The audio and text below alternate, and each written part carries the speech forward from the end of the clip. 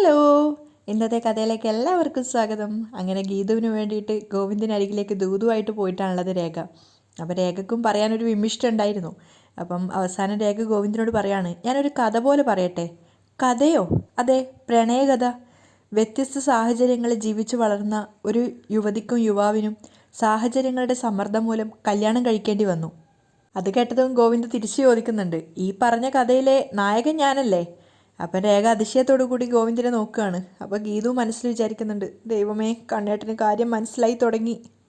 ഇനി എന്തായിരിക്കും പ്രതികരണം? അപ്പോൾ ഗോവിന്ദ് പറയുന്നുണ്ട്, നായകന് ആരെങ്കിലും ആവട്ടെ. രേഖ പറയ്, നായകൻ എന്താ പ്രശ്നം? നായകന് പ്രശ്നമൊന്നുമില്ല, പ്രശ്നം നായികയ്ക്കാ. രേഖ കഷ്ടപ്പെട്ട് പറഞ്ഞു തീർക്കുകയാണ്. അപ്പോൾ ഗീതു ഇപ്പുറത്ത് നിന്ന് വിചാരിക്കുന്നുണ്ട്, അവൾക്കിപ്പോൾ നായകനോട് പ്രണയമാ.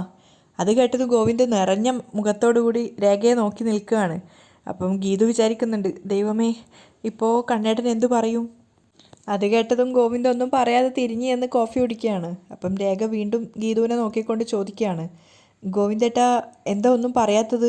അപ്പം കോഫി കുടിച്ചുകൊണ്ട് തന്നെ പുഞ്ചിരിച്ചുകൊണ്ട് ഗോവിന്ദ് ചോദിക്കുന്നുണ്ട്, നായികയ്ക്ക് ഇത് നായകനോട് തുറന്നു പറഞ്ഞൂടെ?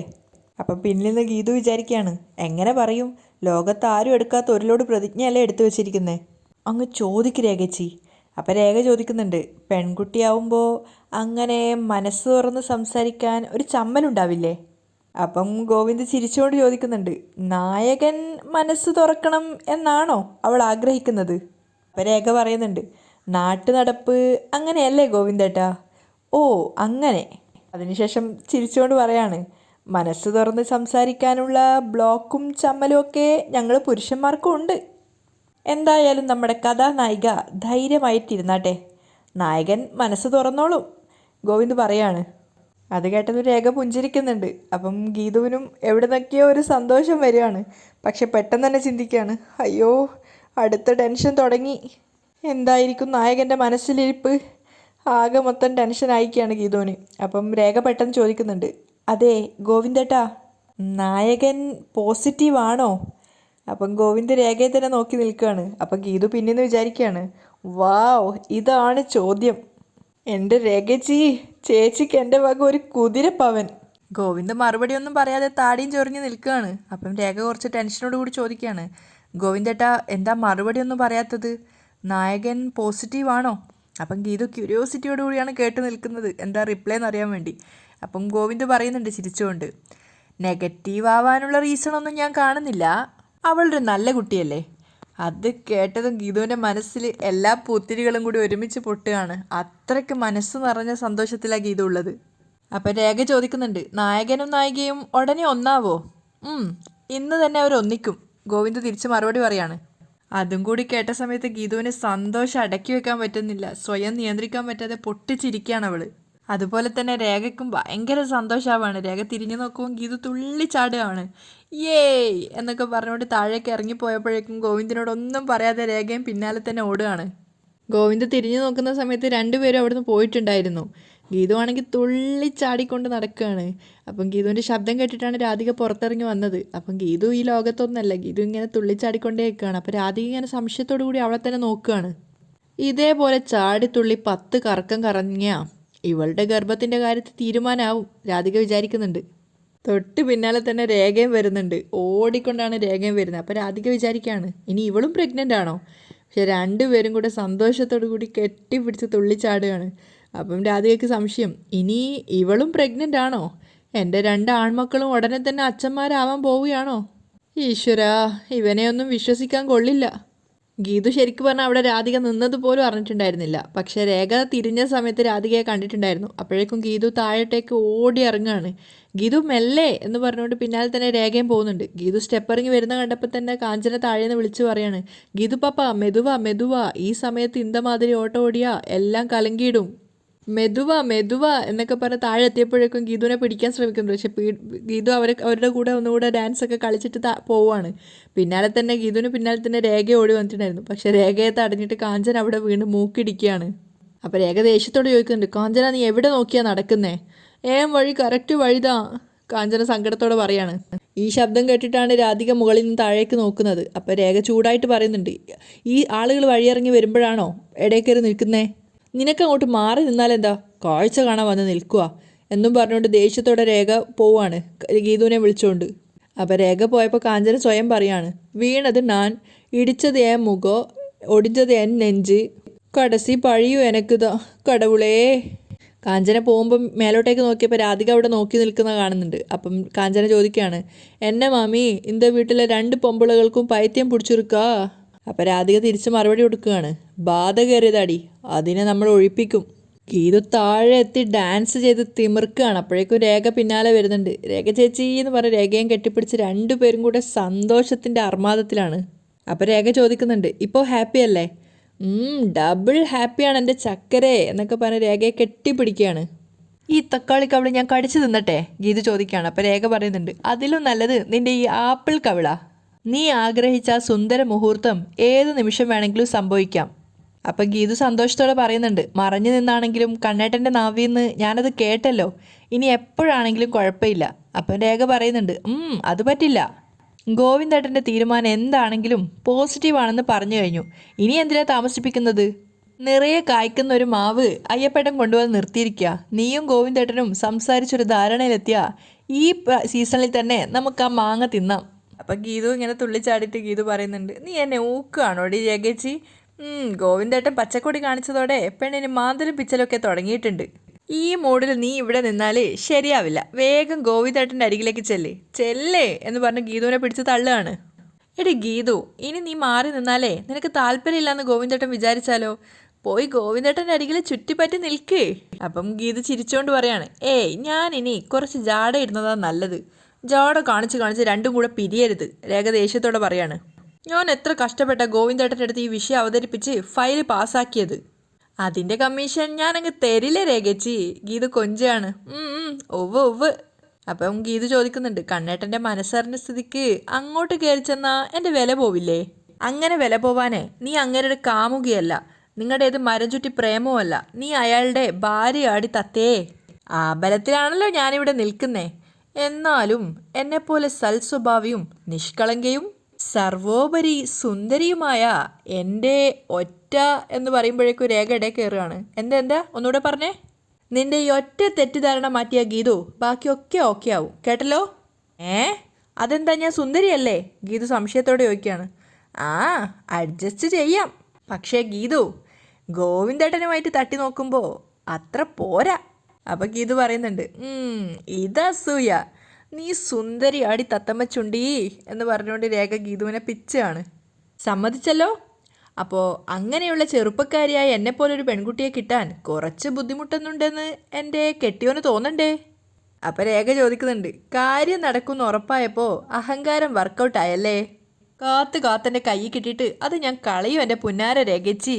ഗീതു മുറിയിലേക്ക് വരുമ്പോൾ ഗോവിന്ദ് കുളിക്കുകയാണ്. അപ്പം ഗീതു വിചാരിക്കുന്നുണ്ട്, കുളിക്കുകയാണ്, അപ്പോൾ ഫ്രഷ് ആയിട്ട് പ്രപ്പോസ് ചെയ്യാനായിരിക്കും ഉദ്ദേശം. എന്നിട്ട് നേരെ പോയി ഗോവിന്ദിന് മാറ്റാനുള്ള ഡ്രസ്സൊക്കെ എടുത്ത് വെക്കുകയാണ്.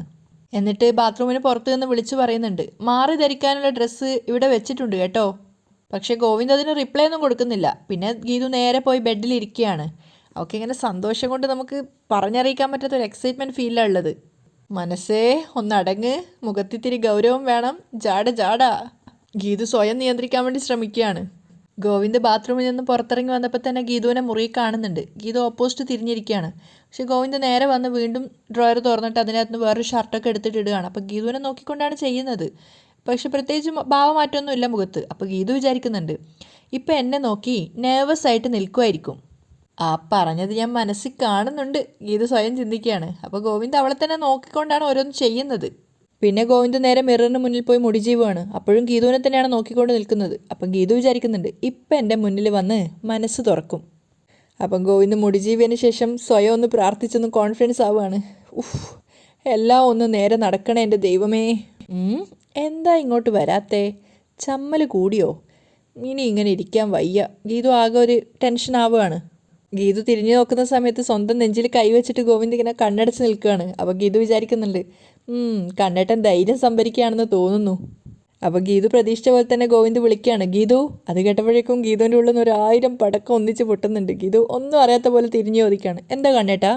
അപ്പോൾ ഗോവിന്ദ് പറയാണ്, ഞാൻ ഇത്രയും നേരം ഇവിടെ ഉണ്ടായിട്ടും നീ എന്നെ ഒന്നും മൈൻഡ് പോലും ചെയ്തില്ല. നിനക്ക് എന്നോടുള്ള ദേഷ്യം ഒട്ടും തീർന്നിട്ടില്ലല്ലേ? അപ്പോൾ ഗീതു വേഗം അരികിൽ വന്നിട്ട് പറയുന്നുണ്ട്, അയ്യോ എനിക്കൊരു ദേഷ്യവും ഇല്ല. മാങ്ങാ പ്രശ്നത്തിൽ നീ എന്നെ ഒരുപാട് വേദനിപ്പിച്ചു.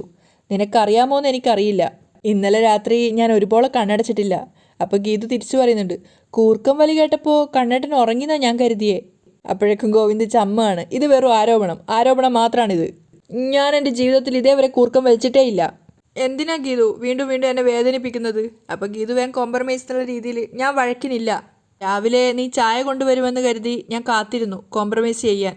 പക്ഷേ പകരം നീ വന്നില്ല. രേഖയെ ചായയും കൊണ്ട് പറഞ്ഞു വിട്ടു. അപ്പോൾ ഗീതു പറയാണ്, സോറി കണ്ണേട്ടാ, കണ്ണേട്ടന് അത് അത്ര ഫീലാവുമെന്ന് ഞാൻ കരുതിയില്ല. കണ്ണേട്ടനെ ഞാൻ എൻ്റെ കൈ കൊണ്ട് ബ്രേക്ക്ഫാസ്റ്റ് വിളപ്പിത്തരാം. അപ്പോൾ ഗോവിന്ദിന് സന്തോഷമാവുകയാണ്. അതിനു മുമ്പ് ഒരാവശ്യമുണ്ട്, അത് കഴിഞ്ഞ് മതി ബ്രേക്ക്ഫാസ്റ്റ്. അപ്പോൾ ഗീതു ഇങ്ങനെ കേൾക്കാൻ വേണ്ടി കാത്തു നിൽക്കുകയാണ്. എന്താ കണ്ണേട്ടാ അത്ര അത്യാവശ്യം? ഗീതു ചോദിക്കുകയാണ്. അപ്പം ഗോവിന്ദ് ചിരിച്ചുകൊണ്ട് പറയുന്നുണ്ട്, രേഖ എന്നോട് ചില കാര്യങ്ങൾ പറഞ്ഞു. അപ്പം ഗീതുവിൻ്റെ ഉള്ളിൽ ഇങ്ങനെ ചിരി വരികയാണ് സന്തോഷം കൊണ്ട്. അപ്പം ഗോവിന്ദ് പറയാണ്, ഇതൊന്നും ഞാൻ അറിഞ്ഞിരുന്നില്ല. നീ അടക്കമുള്ള പെൺകുട്ടികളുടെ മനസ്സിൽ എന്താണെന്ന് നിങ്ങൾ പെൺകുട്ടികൾ പറഞ്ഞാലേ ഞങ്ങൾ പുരുഷന്മാർക്ക് മനസ്സിലാകൂ. അപ്പം ചമ്മിക്കൊണ്ട് സന്തോഷത്തോടു കൂടി ഗീതു പറയുന്നുണ്ട്, പെൺകുട്ടികൾക്ക് ഇതിലൊക്കെ ലജ്ജയുണ്ടാവില്ലേ? എന്നാലും നിനക്കെന്നോട് തുറന്ന് പറയാമായിരുന്നു. അപ്പം ഗീതു പറയാൻ ശ്രമിക്കുകയാണ്, കണ്ണേട്ട. അപ്പം ഗോവിന്ദ് തടയുന്നുണ്ട്. എന്നാലും ഇനി ഈ കാര്യത്തിൽ ഞാൻ തന്നെ മുൻകൈ എടുക്കാമെന്ന് തീരുമാനിച്ചു. എന്താ നിൻ്റെ അഭിപ്രായം? മുൻകൈ എടുത്തോട്ടെ? അപ്പം ഗീതു നാണത്തോടെ പറയും, എടുത്തോളൂ. നിനക്ക് എതിർപ്പൊന്നുമില്ലല്ലോ? അപ്പം ഗീതു തലയാട്ടിയിട്ട് പറയും, ഇല്ല. ഹോ, ആശ്വാസമായി. നിനക്കിഷ്ടാവില്ല എന്ന് ഞാൻ വല്ലാതെ ഭയന്നു. ഗോവിന്ദ് പറയാണ്. അപ്പം ഗീതു വിചാരിക്കുന്നുണ്ട്, എങ്ങനെയെങ്കിലും കണ്ണേട്ടൻ ആ മനസ്സൊന്ന് തുറക്കുമോ? അപ്പം ഗീതു ഗോവിന്ദിന് ഓപ്പോസിറ്റായിട്ട് തിരിഞ്ഞു നിൽക്കുകയാണ്. ഗോവിന്ദ് എവിടെയുള്ളതെന്ന് കാണുന്നില്ല. ഗോവിന്ദിൻ്റെ ശബ്ദമൊന്നും കേൾക്കായിട്ട് ഗീതു ചോദിക്കുന്നുണ്ട്, എന്താ ഒന്നും പറയാത്തേ എന്ന് പറഞ്ഞ് തിരിഞ്ഞു നോക്കുമ്പോൾ ഗോവിന്ദ് മുറിയിലില്ല. ഇത്ര പെട്ടെന്ന് ഇതെവിടെ പോയി? കണ്ണേട്ടാ എന്നൊക്കെ പറഞ്ഞുകൊണ്ട് ഗീതു പിന്നാലെ വരികയാണ്. അപ്പോൾ ഗോവിന്ദ് സ്റ്റെപ്പ് ഇറങ്ങി താഴെ വരുന്നുണ്ട്. രാധിക ഉണ്ടായിരുന്നു അവിടെ ഇരുന്നിട്ട്. ഗോവിന്ദ് താഴെ എത്തുമ്പോഴേക്കും രേഖ അവിടെ എത്തുകയാണ്. അപ്പം ഗോവിന്ദ് രണ്ടുപേരോടായിട്ട് പറയാണ്, എനിക്ക് ഒരു പ്രധാനപ്പെട്ട കാര്യം എല്ലാവരോടായിട്ട് പറയാനുണ്ട്. എന്താ കണ്ണാ? രാധിക ചോദിക്കുന്നുണ്ട്. അത് കേൾക്കാൻ ഇവിടെ എല്ലാവരും ഉണ്ടാവണം. ഗോവിന്ദ് ചിരിച്ചുകൊണ്ട് പറയാണ്. അപ്പോഴേക്കും കാഞ്ചന അങ്ങോട്ടേക്ക് വരുന്നുണ്ട്. ഞാനിപ്പോൾ ഒരു അത്യാവശ്യ കാര്യത്തിന് പുറത്തേക്ക് പോവുകയാണ്. ഉച്ചയ്ക്ക് മുമ്പ് തിരിച്ചു വരും.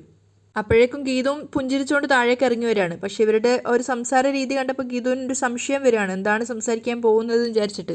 ഗീതു താഴെ എത്തിയപ്പോൾ ഗീതുവിനെ നോക്കിക്കൊണ്ട് ഗോവിന്ദ് പറയാണ്, എല്ലാവരും ഇവിടെ തന്നെ കാണണം. അമ്മയുടെ സാന്നിധ്യത്തിൽ വേണം എനിക്ക് ആ കാര്യം പറയാൻ. അപ്പോൾ ഗീതുവിന് ഈ കാര്യം പറയാൻ എന്തിനാ അമ്മ എന്നുള്ളൊരു ആറ്റിറ്റ്യൂഡാണ്. എന്ത് കാര്യങ്ങളാണ് നിനക്ക് എല്ലാവരും കേൾക്കാൻ പറയാനുള്ളത്? രാധിക സംശയത്തോട് ചോദിക്കുകയാണ്. അപ്പം ഗോവിന്ദ് പറയുന്നുണ്ട്, ഗീതുവിനെ സാക്ഷി നിർത്തി ഈ കുടുംബത്തിലെ എല്ലാവരും കേൾക്കാനുള്ള ചില കാര്യങ്ങൾ. കുടുംബത്തിലെ പ്രശ്നങ്ങളോ? പ്രശ്നങ്ങളൊന്നുമില്ലമ്മേ, എല്ലാം നന്നായിട്ട് നടക്കാനാണെന്ന് വിചാരിച്ചാൽ മതി. അപ്പം രേഖ നോക്കുന്ന സമയത്ത് ഗീതവും പരസ്പരം പുഞ്ചിരിക്കുകയാണ്. അപ്പം ഗോവിന്ദ് പറയുന്നുണ്ട്, ഒരു കാര്യം പറയാം, രേഖ ആഗ്രഹിക്കുന്നത് പോലെ ഈ കുടുംബം മുന്നോട്ട് പോകും. അപ്പം രേഖ നിറഞ്ഞ സന്തോഷത്തോടു കൂടി ചിരിച്ചുകൊണ്ട് ഗീതുവിനെ നോക്കും. ഗീതുവും മനസ്സ് നിറഞ്ഞ് പുഞ്ചിരിക്കുകയാണ്. അതും പറഞ്ഞ് ഗോവിന്ദ് അവിടുന്ന് പോകുന്നുണ്ട്. പക്ഷേ രാധിക അമ്മ മാത്രം കൺഫ്യൂഷനിലാണ്. അതിനുശേഷം രാധിക ദേഷ്യത്തോടെ രേഖയോട് ചോദിക്കുന്നുണ്ട്, നിന്റെ എന്താഗ്രഹം അവനെ കൊണ്ട് പറയിക്കാൻ നോക്കുന്നത്? നിനക്കത് ഞങ്ങളോട് പറഞ്ഞൂടെ? അമ്മേ എന്ന് പറഞ്ഞ് രേഖ വരുമ്പോഴേക്കും ഗീതു ഇടയിൽ കയറുകയാണ്. അത് കണ്ണേട്ടൻ കൊടുത്തിട്ട് പോയ സസ്പെൻസ് അല്ലേ, അത് നമ്മളായിട്ട് പൊളിക്കണ്ട. കണ്ണേട്ടൻ തന്നെ വന്ന് പറയട്ടെ, അതല്ലേ അതിൻ്റെ ഒരു ശരി. അപ്പോഴേക്കും പിന്നാലെ പോയിട്ടുണ്ടായിരുന്ന കാഞ്ചന തിരിച്ചു വന്ന് പറയാണ്, അതിന് ഗോവിന്ദമാമ അയ്യപ്പണ്ണനെയും കൊണ്ട് കോവിലേക്ക് പോയിരിക്കുകയല്ലേ? കോവിലിലോ? രാധിക ചോദിക്കുന്നുണ്ട്. അമ്പലത്തിൽ. അങ്ങനെയാ സ്വന്നത് കേട്ടത്. അപ്പം രേഖ ചിരിച്ചുകൊണ്ട് പറയുന്നുണ്ട്, നല്ല കാര്യങ്ങളൊക്കെ ചെയ്യുന്നതിന് മുമ്പ് അമ്പലത്തിൽ പോകുന്നത് നല്ലതല്ലേ, അതുകൊണ്ടാവും പോയിട്ട് വന്നിട്ട് പറയാമെന്ന് പറഞ്ഞത്. അപ്പം ഗീതു സ്വയം പറയുന്നുണ്ട്, അമ്പലത്തിലേക്കാണെങ്കിൽ എന്നോടും കൂടെ ഒന്ന് പറഞ്ഞുകൂടായിരുന്നോ? എനിക്കും പോവായിരുന്നു. അപ്പം രേഖ പറയുന്നുണ്ട്, അതിന് പോയത് നിനക്ക് വേണ്ടി തന്നെയല്ലേ, പോയില്ലേലും കുഴപ്പമൊന്നുമില്ല. അപ്പം രാധിക മൊത്തം ഇങ്ങനെ കൺഫ്യൂഷനായിട്ട് നിൽക്കുകയാണ്. എന്നാലും ഞാനും കൂടി വേണ്ട, തൽക്കാലം നീ ഇങ്ങ് വന്നേ എന്ന് പറഞ്ഞുകൊണ്ട് ഗീതുവിനെ വിളിച്ചുകൊണ്ട് രേഖ അവിടുന്ന് പോവുകയാണ്. അപ്പം കാഞ്ചന ചിരിച്ചുകൊണ്ട് അവിടുന്ന് പോകുന്നുണ്ട്. അപ്പം രാധിക സ്വയം ചിന്തിക്കുകയാണ്, അവള് പ്രഗ്നൻ്റ് ആയ കാര്യമാണോ കണ്ണൻ പറയാൻ ഉദ്ദേശിക്കുന്നത്, അതോ മറ്റെന്തെങ്കിലും ആണോ? അപ്പോഴേക്കും കാഞ്ചന പറയുന്നുണ്ട്, അത് വന്ന് രഞ്ജു പാപ്പയെ ഇങ്ങോട്ടേക്ക് കൊണ്ടുവരാൻ പോകുന്ന കാര്യമായിരിക്കും ചൊല്ലാൻ പോകുന്നത്. അതാണെങ്കിൽ അങ്ങ് പറഞ്ഞാൽ മതിയല്ലോ, അതിന് ഗീതുവിനെ സാക്ഷിയാക്കി പറയണമെന്ന് പറഞ്ഞത് എന്തിനാ? ഇനി വേറെന്തെങ്കിലും കാര്യമായിരിക്കോ? അപ്പം കാഞ്ചന വീണ്ടും പറയുന്നുണ്ട്, അത് തന്നെ ഞാനും പറഞ്ഞത്, 2 പൊണ്ടാട്ടികളെ വെക്കുന്ന കാര്യമാണേ, അതിന് അപ്പം 2 സാക്ഷികൾ വേണമല്ലോ. കണ്ടിപ്പാ അതുതാ മാറ്റർ പാപ്പോ. അപ്പോൾ രാധിക ദേഷ്യത്തോടു കൂടി കാഞ്ചന നോക്കുമ്പോൾ കാഞ്ചന പേടിച്ചുകൊണ്ട് അവിടുന്ന് പോവുകയാണ്. അപ്പോൾ രാധിക വിചാരിക്കുന്നുണ്ട് എന്താവും കാര്യം, ഇനി രഞ്ജുവിനെയും വിജയലക്ഷ്മിയെയും ഇവിടെ കയറ്റി താമസിപ്പിക്കാനായിരിക്കോ? അങ്ങനെ വന്നാൽ നേരെ വരുണിനെയാണ് വിളിക്കുന്നത്. വരുൺ ഫോൺ എടുത്തപ്പോൾ തന്നെ രാധിക ദേഷ്യത്തോടെയാണ് സംസാരിക്കുന്നത്. നീ ഹോട്ടൽ മുറിയിൽ കയറിയിരുന്ന് അടയിരുന്നോ? കണ്ണൻ ഇവിടെ എന്തൊക്കെയോ സീരിയസ് ആയ കാര്യങ്ങൾ തീരുമാനം എടുക്കാൻ പോവുക. എല്ലാവരും അറക്കൽ കുടുംബത്തിലുണ്ടാവണമെന്നും ചില സീരിയസ് ആയ കാര്യങ്ങൾക്ക് നടപ്പിലാക്കാനുണ്ടെന്നും പറഞ്ഞ് അവൻ ഇവിടെ നിന്ന് ഇപ്പോൾ പോയതേ ഉള്ളൂ. അവിടെ എന്തെങ്കിലും പ്രശ്നമുണ്ടായോ? വരുൺ ചോദിക്കുകയാണ്. എന്താ കാര്യമെന്നും കാരണമെന്നൊക്കെ കണ്ണന് മാത്രമേ അറിയൂ. അപ്പോഴേക്കും സുവർണ ചായ എടുത്തിട്ട് വരുണ് കൊടുക്കുകയാണ്. ചായ വാങ്ങിക്കൊണ്ടാണ് വരുൺ സംസാരിക്കുന്നത്. അപ്പോൾ രാധിക പറയുന്നുണ്ട്, ഇങ്ങോട്ടേക്ക് വരണമെന്ന് പറയാനാണ് ഞാൻ നിന്നെ വിളിച്ചത്.